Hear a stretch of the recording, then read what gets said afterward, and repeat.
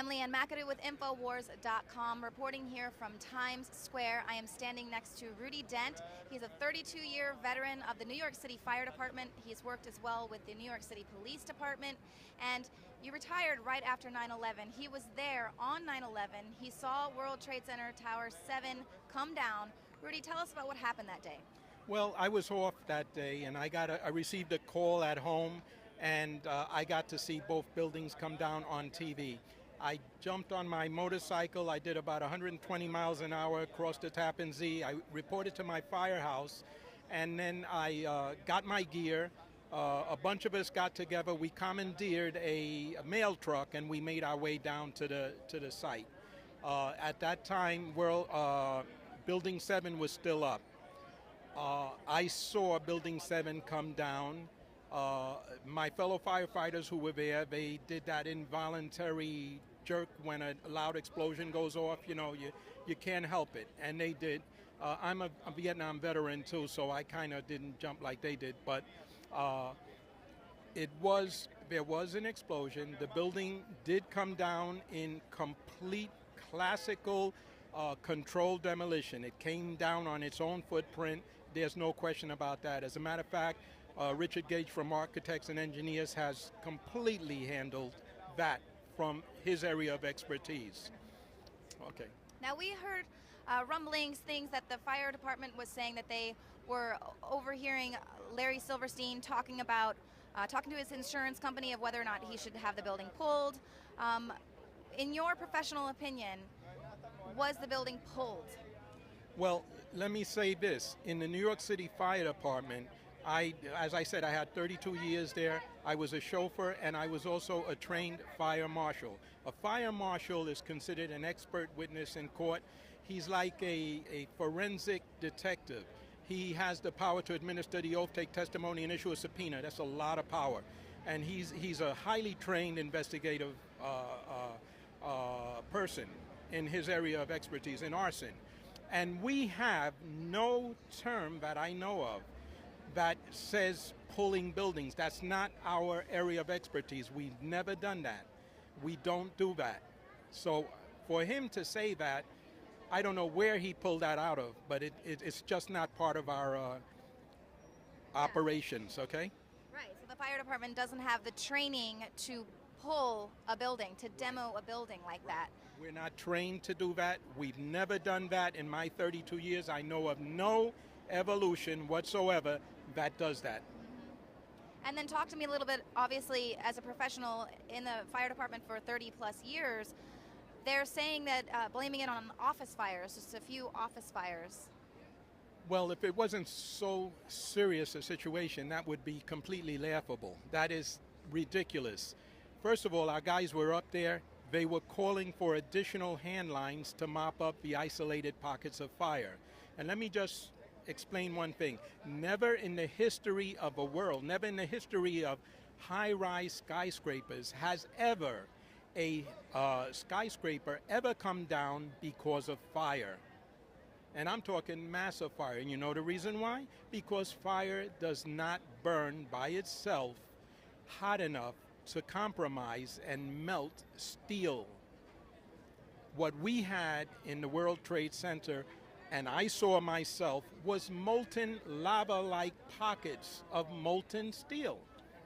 All right, I spent the night on the pile searching for bodies, and I saw that with my own eyes. So who are you going to believe? Are you going to believe a bunch of government bureaucrats or my fellow brothers, which I lost 343 guys that day? And I lost Tommy O'Hagan, Bruce Van Hines, and Kenny Kumpel. And I can never forget that. I think of that before I go to bed. I think about it the first thing in the morning when I wake up. And it's in honor of them and their family that I will continue to do everything I can to make the rest of the world wake up to the fact that this was a false flag operation. Right. And now, as you're out there with professionals who understand what it is that they're seeing, what were you all saying to each other when you're looking at this molten lava?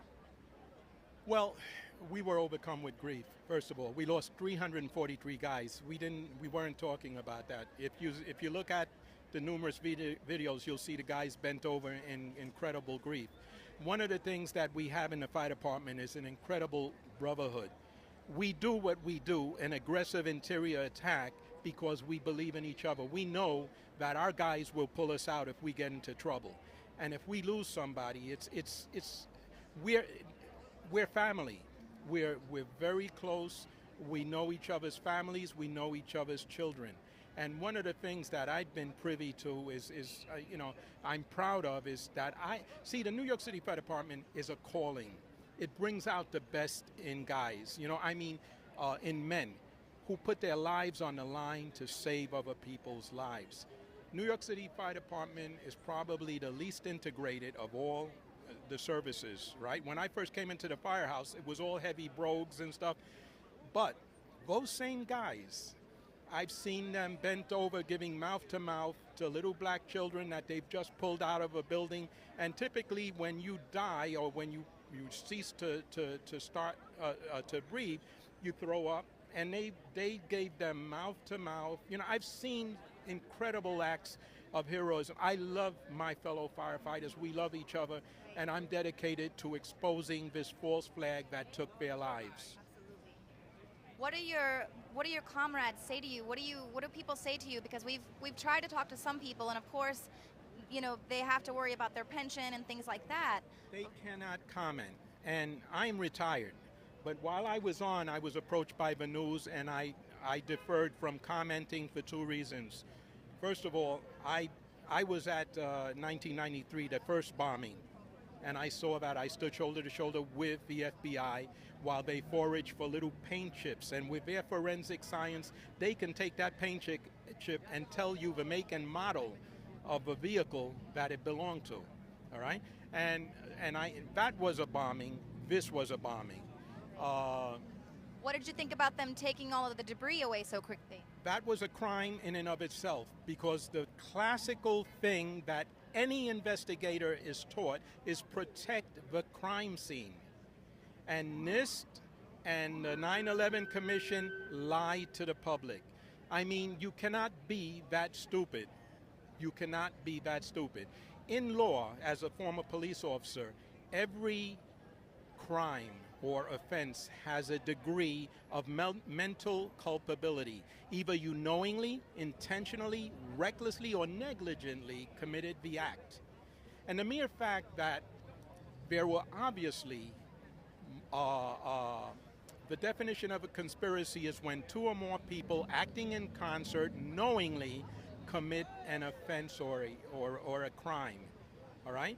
A misdemeanor or a felony, an offense. That is the definition of a conspiracy.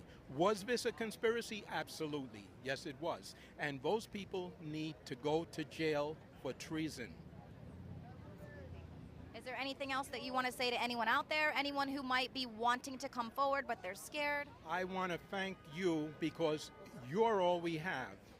Infowars, right? And independent press to try to get the word out to the public, because the public is mesmerized by the mainstream media. And let me give you my opinion of the mainstream media.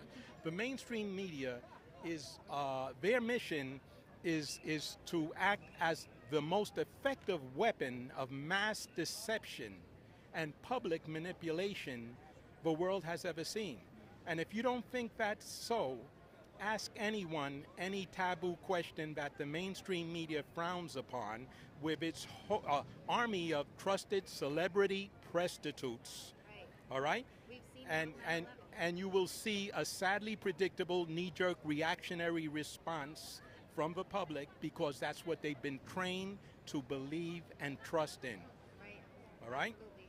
Well, we are very glad that you took the time to speak with us to try and help break through that paradigm. We see, here it is, it's very much like they live all around us with all this programming and just consistent programming with the ceremony. And we're just so thankful that people like you aren't afraid to speak out, aren't afraid to be laughed at, aren't afraid to be, your friends say, what are you doing, man? Come on, you're maybe disrespectful. I think times are telling, because As you know, my name is Rudy Dent. I did an interview with Ludowski, yeah. And that interview got over 51,000 views and still climbing. It got over 1,500 likes, and it only got 32 insults. Right. All right? The so people, that's not bad. They're ready for the truth, and they can think, 13 years, people are going to forget. We will never forget. We remember. You remember. This. The founding fathers were up against impossible odds. They were up against King George III, upon whose holdings the sun never set. They were only 4%, and look what happened. Absolutely. America. Yep. Thank you so much. Okay. Well, Lee Ann McAdoo reporting from Times Square, and there you have it. The people are ready for truth. It does not matter how many of these anniversaries go by, the truth will reveal itself in due time.